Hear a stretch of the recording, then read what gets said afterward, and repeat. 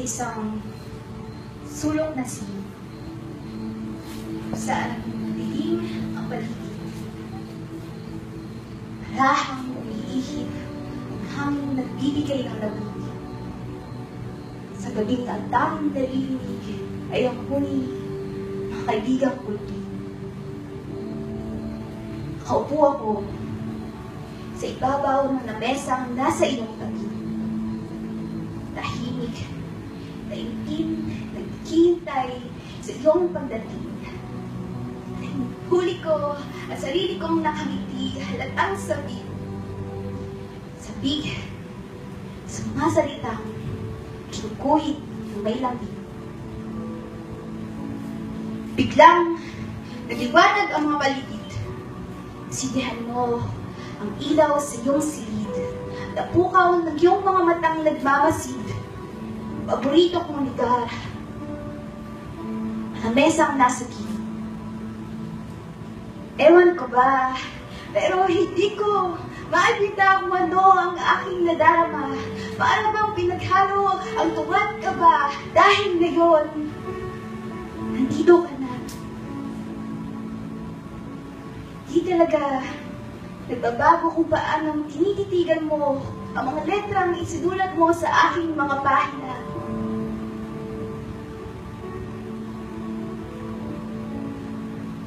Para bang lahat ng ito ay may halaga. Kaya ang iyong mga salita ay aking pinakinggan. Sa bawat paglipat ng pahina ay iyong kinugunita ang mga letra, ang mga pangarap na nais mong magawa. Ako mismo ay naging saksi sa mga pangarap ng isang bata.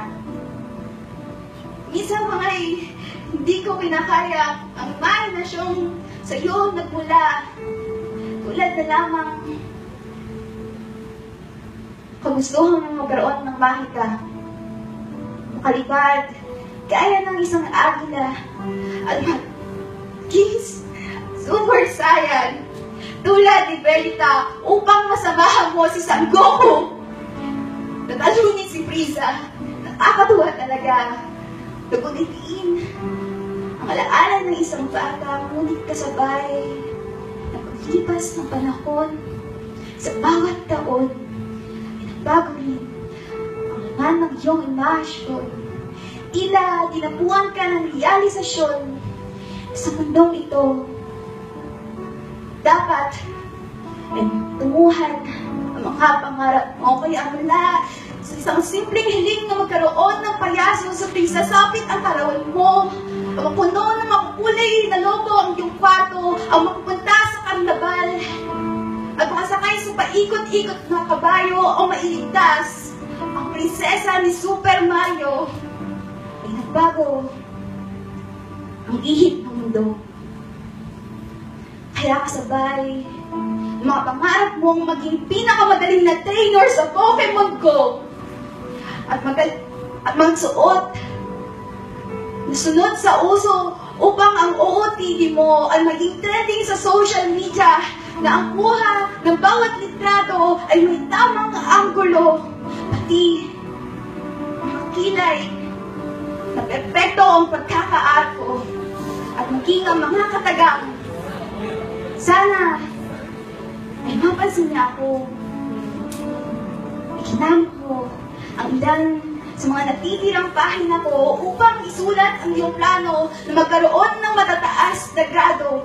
Kaya sa bawat gabi ay umiinom ka ng tapeng barako para maiwasan mong ang antok ay sa iyo dumapo. At kung darating ang panahon na susuko ka na, ay pinapaalala mo sa iyo sarili ko ano ang nasa dulo. Isang sertipiko, ang inaasam-asam na titulo na makatutulong sa iyo upang makahanap ng magandang trabaho na magbibigay ng mataas na sweldo para masunod mo yung mga luho. At ako, alam ko kung ano ang nais mo. Maging kilala at pamoso ang magkawalan ng parangal sa isang malaking entablado. May pangalang nakaukit at magmamarka sa tao, tinitingala at iniidolo. Kasi ang sabi ng mundo, ganito ang magandang buhay na para sa iyo. Ngayon, inaabot mo na ang huling bahay na ko, bakas sa iyong mukha. Ang mga tanong, balot ng takot na nagmamayani sa isipan mo. Paano na lang kung hindi ko maabot ang lahat ng ito, ano na lang ang halaga ko? Pasensya na, kaibigan.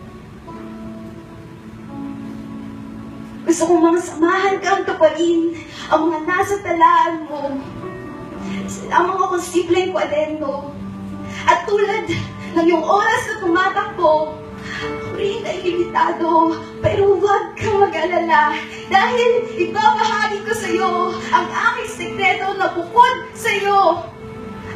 At mga kuliglig ay may kaibigan pa ako. Magkasabay namin nasaksihan ang pag-islap ng iyong mga mata noong kami sa iyo ay pinakilala kalakip ang bilin ng iyong ama na ang lahat ng matututunan mo sa kanya ay sa akin mo itatala. Oo, hindi sa isang kwaderno nagbumula ang mga pangakong para sa iyo, kundi sa isang libro ng mga pahina ay punong-puno ng mga salitang buhay at aktibo, mga pangakong hindi napapako.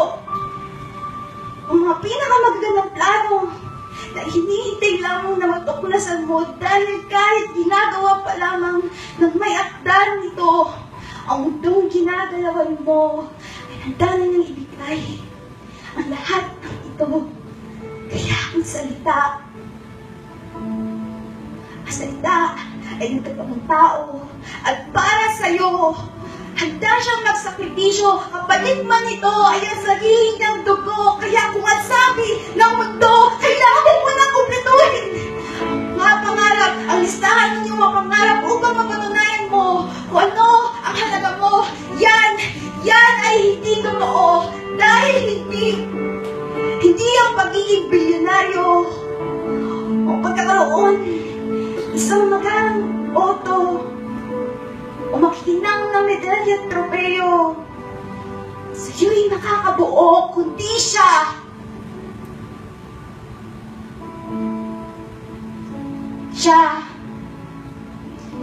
pinagkalunod ng beses sinagupit ng latigo. Siya na ipinako at napakasakit sa krus ng Kalbaryo. Siya na ipinalit ang kanyang buhay upang maibigay sa iyo ang pinakamagandang regalo na higit pa sa kayang ipangako ng mundo.